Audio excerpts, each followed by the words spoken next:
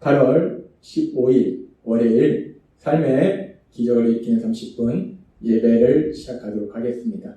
하나님께서 오늘 우리에게 주신 말씀은 요한복음 2장 18절에서 25절까지 말씀입니다. 이 말씀 제가 봉독하도록 하겠습니다. 이에 유대인들이 대답하여 예수께 말하기를 너가 이런 일을 행하니 무슨 표적을 우리에게 보이겠느냐. 예수께서 대답하여 이르시되 너희가 이 성전을 헐라 내가 사흘 동안에 일으키리라. 유대인들이 이르되 이 성전은 46년 동안에 지었거늘 너가 3일 동안에 일으키겠느냐 하더라. 그러나 예수는 성전된 자기 육체를 가리켜 말씀하신 것이라. 죽은 자 가운데서 살아나신 후에야 제자들이 이 말씀하신 것을 기억하고 성경과 예수께서 하신 말씀을 믿었더라. 6월절에 예수께서 예루살렘에 계시니 많은 사람이 그의 행하시는 표적을 보고 그의 이름을 믿었으나 예수는 그의 몸을 그들에게 의탁하지 아니하셨으니 이는 친히 모든 사람을 아시니요 또 사람에 대하여 누구의 증언도 받으실 필요가 없었으니 이는 그가 친히 사람의 속에 있는 걸 아셨음이니라. 아멘.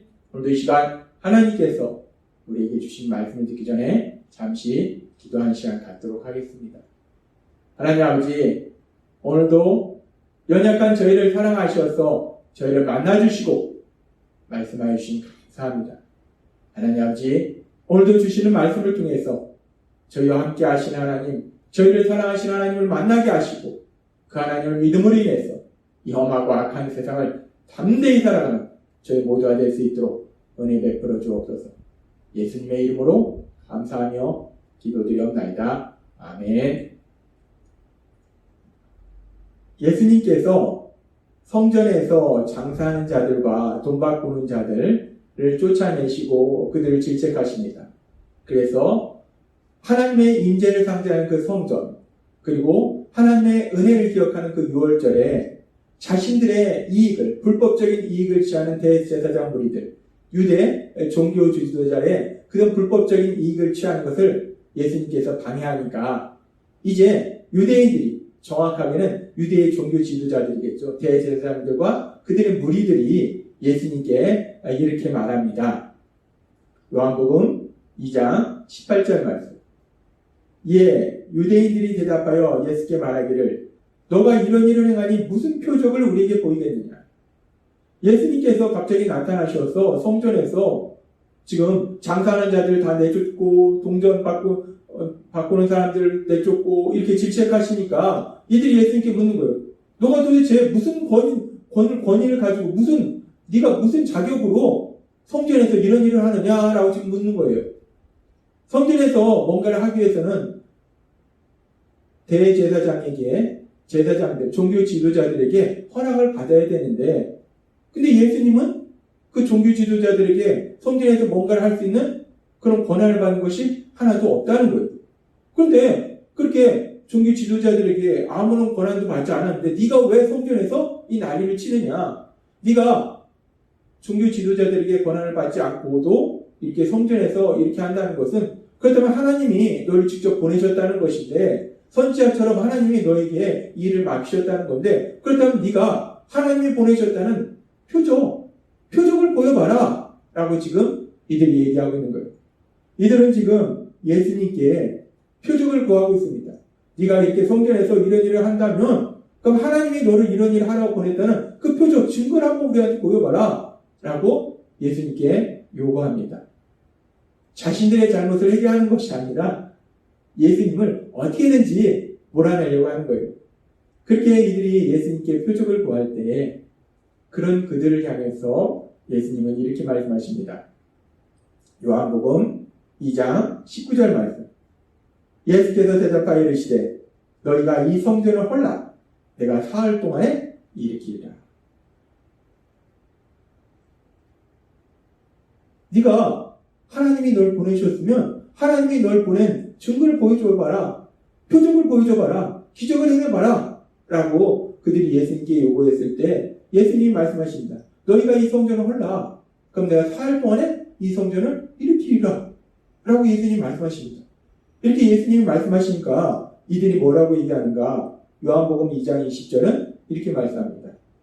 유대인들이 이르되 이 성전은 46년 동안의 지었건을 너가 3일 동안에 일으키겠느냐. 그들이 비웃습니다. 지금 이 성전이 46년 동안 지금 짓고 있는 건데 그래도 아직도 짓지 못했는데 네가 3일 동안에 이 성전을 짓을 수 있겠느냐. 너 같은 존재가 어떻게 혼자서 이 성전을 3일 동안 짓겠느냐라고 비웃습니다. 사실 이들이 말하는 이 성전은 지금 그 당시 헤롯 성전인데 헤롯 성전은 기원전 19년부터 짓기 시작해서 기원 후 46년에 완성되었다라고 말하고 있습니다. 그리고 지금 예수님께서 이렇게 사역하실 당시 이 성전이 대략 한 46년 정도 지금 지어지고 있는 거예요. 그러니까 사실 이들의 말이 현실적으로 보면 맞습니다. 46년 동안 이 성전을 계속 짓고 있는데도 아직 성전이 완성되지 못했어요. 그런데 아직 46년을 지어도 성전이 완성되지 못했는데 어디 너까지 것이 너 같은 사람이 3일 동안에 이 성전을 짓겠느냐라고 예수님의 말씀을 비우는 거예요. 근데 그렇게 이들이 예수님의 말씀에 대해서 대답할 때 예수님께서는 계속해서 이렇게 말씀하십니다. 요한복음 2장 21절 말씀. 그러나 예수는 성전된 자기 육체를 가리켜 말씀하신 것이라. 이거는 후에 이제 요한복음을 기록하면서 사도 요한이 예수님의 이 당시의 말씀을 해석한 거예요. 예수님이 너희가 성전을 헐라. 그러면 내가 사흘 동안 일으키리라는 이 말씀에서 성전은 지금 유대인들이 말하듯이 그들의 눈에 보이는 헤롯 성전, 그 건물을 의미하는 것이 아니라 성전된 자기 육체를 예수님이 말씀하신 것이다. 라고 요한이 이 부분에 대해서 설명해 주는 겁니다. 그렇습니다. 그들은 헤롯 성전, 그 헤롯 성전이 성전이라고 생각했어요. 성전은 하나님이 계시는 곳입니다. 근데 사실 헤롯 성전은 하나님의 임재를 상징하지만 그렇다고 해서 그 성전에 하나님이 계신 건 아니에요. 근데 우리가 똑같은 육체를 지닌 인간의 몸으로 오신 예수님, 그 예수님은 하나님이시라는 거예요. 따라서 그 하나님이신 예수님이 거하시는 예수님의 육체야말로 하나님이 계시는 성전이라는 거예요. 그래서 예수님은 말씀하시는 거예요. 너희가 지금 너희가 이 성전을 헐라 라고 말씀할 때 예수님이 말씀하시는 그 성전은 눈에 보이는 건물인 헤롯 성전이 아니라 하나님이신 예수님이 계시는 예수님의 육체. 이 성전을 헐라는 말씀은 결국은 예수님의 십자가 죽이당하심을 말씀하는 거예요. 예수님을 십자가에 못 박아 죽이면 예수님께서 3일 만에 부활하실 것. 3일 동안, 사흘 동안 일으키리라 그 말씀은 3일 만에 예수님께서 부활하실 것을 말씀하신다는 거예요. 예수님은 이렇게 공생의 사역 초기부터 자신의 십자가 죽으심과 부활하심에 대해서 말씀하고 계십니다.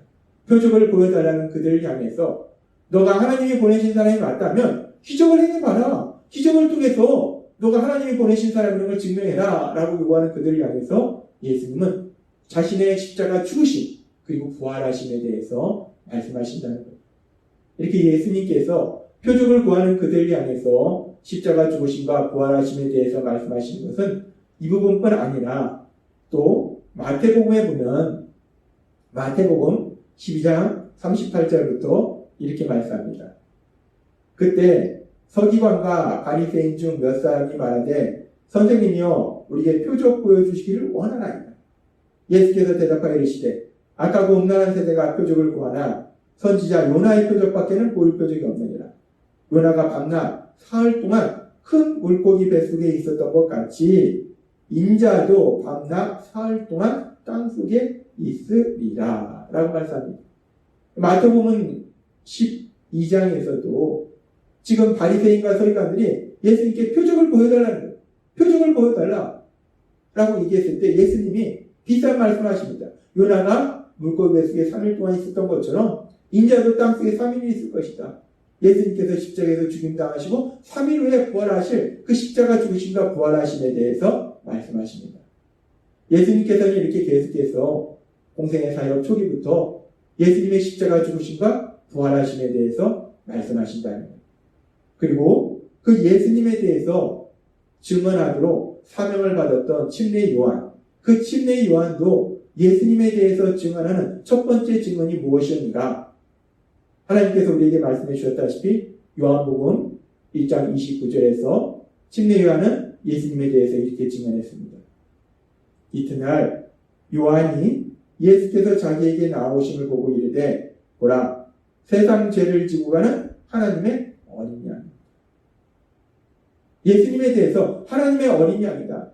전에도 하나님이 말씀해 주셨다시피 이것은 속죄의 희생제물이라는 거예요. 자신의 죽음을 통해서 다른 사람들의 죄를 사하도록 만드는 속죄의 희생제물. 예수님은 그런 속죄의 희생제물이시라는 거예요. 이 말씀은 예수님의 죽으심을 의미해요. 예수님에 대해서 증언하는 사명을 받은 침례요한의 첫 번째 증언이 바로 예수님의 죽으심, 대속의 죽으심에 대해서 증언하더라는 거예요. 그렇게 침례요한도 예수님의 대속의 죽으심에 대해서 증언하고 예수님 자신도 자신의 십자가 죽으심과 부활하심에 대해서 말씀하신다는 거예요. 하나님 예수님께서 이 땅에 오신 가장 중요한 목적, 죄를 지은 우리를 죄에서 사하시기 위해서 예수님께서 친히 그 죄의 형벌을 대신 짊어지시고 형벌 대속의 죽으심을 다하시고 그리고 부활하시고 그 부분에 대해서 예수님은 계속해서 말씀하신다는 거예요. 그런데 그렇게 예수님께서 자신의 십자가 죽으심과 부활하심에 대해서 말씀하시는데 그런데 유대인들은 그 예수님의 말씀을 전혀 이해하지 못한다는 거예요. 성전된 예수님의 십자가 죽으심과 부활하심에 대해서 말씀하시는데 그들은 자신들의 눈에 보이는 헤롯 성전, 눈에 보이는 건물을 보고 뭔 소리 하는 거냐? 라고 예수님을 비웃는다는 거예요. 그런데 예수님의 이 십자가 죽으심과 부활하심에 대한 이 말씀을 그렇게 유대인들만, 대제사장 무리들만 깨닫지 못한 것이 아니라 사실 그 당시에는 예수님의 제자들도, 예수님과 함께 했던 제자들도 이 말씀이 무엇을 의미하는지 깨닫지 못했다는 거예요. 그래서 요한복음 2장 22절은 이렇게 말씀합니다.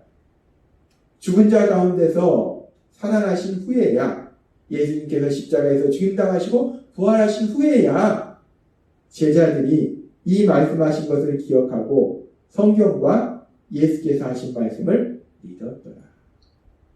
제자들도 이 당시에는 예수님의 말씀을 온전히 깨닫지 못했다는 거예요. 성전을 헐라. 그럼 사흘 동안 내가 일으키라 이 말씀이 예수님의 십자가 죽으심과 부활하심에 대한 말씀이라는 걸 제자들도 몰랐다는 거예요. 예수님이 부활하신 이후에야 성령님이 역사하시니까 그때 비로소 예수님이 그때 그 말씀이 십자가 죽으심과 부활하심에 대한 말씀이구나 라고 깨달았다는 겁니다. 그렇습니다. 유대의 대제사장 무리들도 유대인들도 그리고 제자들도 하나님 예수님 그 예수님께서 죄를 지은 우리를 대신하여 십자가에 돌아가시고 부활하신다는 이 놀라운 진리를 전혀 깨닫지 못했다는 거예요. 사람은 이 진리를 깨닫지 못한다는 겁니다.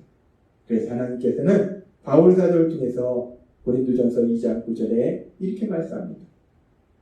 기록된 바 하나님이 자기를 사랑하는 자들 위하여 예비하신 모든 것은 눈으로 보지 못하고 귀로 듣지 못하고 사람의 마음으로 생각하지 못하였다는가 같으니라.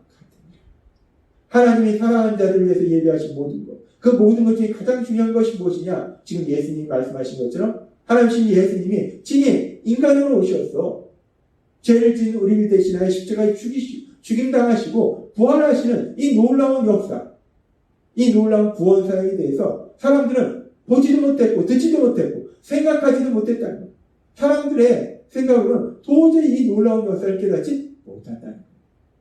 그런데 참으로 감사한 것은 계속되는 고린도전서 2장 10절과 11절은 이렇게 말씀합니다.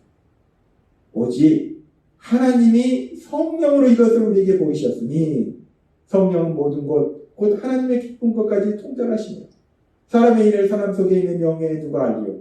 이와 같이 하나님의 일도 하나님의 영에는 아무도 알지 못합니다. 우리는 그렇게 하나님이 우리를 위해서 예비하신 놀라운 진리를, 예수님의 십자가 죽으심과 부활하심을 통한 구원사역의 놀라운 진리를 깨닫지 못하는데 감사한 것은 하나님께서는 성령님을 보내주셔서 이 놀라운 진리를 깨닫도록 하신다라고 말씀하신다는 거예요. 또한 성령님을 통해서 이 놀라운 진리를 깨닫게 하실 뿐만 아니라 그래서 회개하도록 도와주시고 예수님을 구주와 주님으로 믿도록 인도해 주신다는 거예요. 그렇습니다. 하나님 예수님, 죄를 지은 우리를 대신하여 십자가에 죽임당하시고 부활하심을 위해서 우리를 죄에서 구원하시는 그 구원 사역을 이루시기 위해서 이 땅에 오셨고, 그 예수님의 사역에 대해서 말씀하심에도 불구하고 사람들은 그 예수님의 그 놀라운 사역에 대해서 깨닫지 못했다는 거예요. 그럼에도 불구하고 하나님은 끝까지 사랑하셔서 성령님을 통해서 그 진리를 깨닫게 하시고 예수님을 믿게 하셔서 오늘 말씀을 듣는 우리들이 이제 성령님을 통해서 이 놀라운 진리를 깨닫고 우리의 죄를 회개하고 예수님을 구주와 주님으로 믿음을 위해서 하나님의 자녀로 이 땅을 살아가고 있음을 믿습니다. 그렇게 어리석고 미련한 우리들 구원자로 예수님을 보내주셔서 우리를 죄에서 구원하시는 구원사를 이루어주셨음에도 불구하고 깨닫지 못하는 우리들을 위해서 또 성령님을 보내주셔서 우리가 반드시 회개하고 예수님을 믿을 수 있도록 은혜 베풀어 주신 그 하나님, 그 사랑의 하나님이 여러분과 함께 하시고 그 사랑이, 그 은혜가 여러분과 늘 함께 하셔서 여러분의 삶 속에 능력으로 역사하실 걸 믿습니다. 그 사랑 안에서 날마다 은혜 베풀어 주신 하나님, 우리를 사랑하신 하나님께 감사와 찬양을 드리시는 여러분이 되시길 주님의 이름으로 축원합니다. 기도하겠습니다. 하나님 아버지 감사합니다.